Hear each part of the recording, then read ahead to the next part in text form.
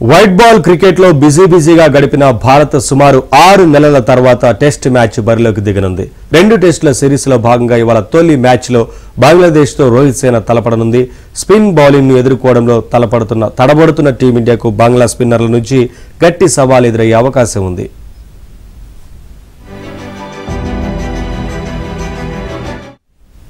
ఇటీవల పాకిస్తాన్ను వారి సొంత గడ్డపై చిత్తు చేసిన ఆత్మవిశ్వాసంతో ఉన్న బంగ్లా మరో సంచలనం సృష్టించాలనుకుంటుంది.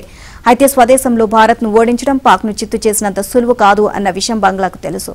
రోహిత్, కోహ్లీతో పాటు రిషబ్ పంత్ మళ్లీ జట్టులోకి రావడంతో భారత్ బలంగా కనిపిస్తుంది. కొత్త కోచ్ గౌతమ్ గంభీర్ నేతృత్వంలో ఇదే తొలి టెస్ట్. దీంతో గంభీర్కు ఈ మ్యాచ్ కీలకంగా మారింది.